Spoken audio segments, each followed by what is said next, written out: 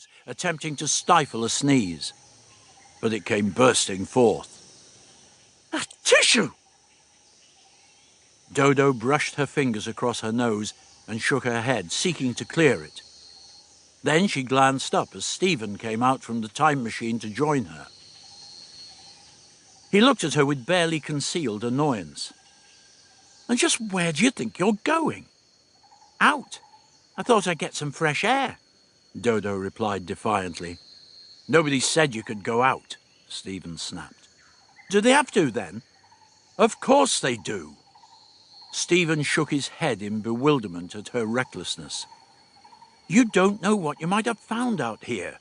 No gravity, poisoned atmosphere, all sorts of things." Dodo started to move away from him. "Look, stop tramping around over there. What happens if you get lost?" "In that case, I catch a bus back," came the answer. "A bus?" Again, Stephen shook his head. "What do you think you're talking about? I mean, just where do you think you are?" "Ah, I bet you think you've caught me, don't you? I'll bet you think I don't know." "You do?" Stephen asked. "Of course I do," Dodo replied with confidence. "What? This place with all these strange animals and plants and things? You can't have been here before." "Yes, I have. I came here once with my school. It's called Whipsnade. It's just outside London." "Just outside—" "Now, wait a minute." Dodo pointed away from the glade through the trees. "I'll bet if you go down that path there, you'll come to the American bison and the T-bar." Stephen sighed in exasperation. "We don't even know that we're on Earth," he argued. "Earth? Earth?" Dodo countered scornfully.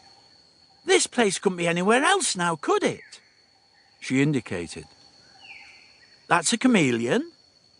And over there, those are Malayan gazelles." She peered at a bush. "And on these leaves, locusts." "How do you know all this?" Stephen asked. "Learnt it at school. Natural history." From the depths of the woods, a baying howl echoed. Dodo jumped, losing something of her confidence. Stephen grinned. "Having second thoughts?" "No, I just don't remember Whipsnade being so loud, that's all." Inside the TARDIS, the Doctor pored over the instruments with a puzzled expression. He shook the space longitude indicator, not quite believing its reading, but the figures that it spelled out remained steady. And it was the same with all the other instruments. However much he tapped and tweaked at them, the initial readings remained obstinately the same. Strange," he muttered. "Very strange." What was strange about them was the fact that they were all apparently working, and all at the same time. And this really perplexed the Doctor, because it was indeed a rare day when something wasn't going wrong in his old warhorse TARDIS. He could hardly remember the last time they'd combined to give such consistent readings. He scratched his chin. "No, not since that trip to Venetia, or was it Enlandia? That strange place where the one thing they didn't have was land, nothing but water, and that peculiar form of crystal ice." He quivered, momentarily remembering the place well. It still gave him the shivers to think of it and remember the giant eels that had squirmed their way about the place. But no, the readings were what they were.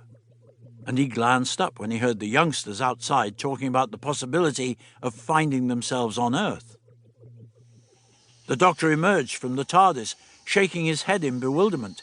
He glanced at Dodo and Stephen. "Improbable as it may seem, the child Dorothea—" "Dodo," the teenager protested. "Oh, yes, of course," the Doctor conceded. "I think Dodo may be right." Stephen was puzzled.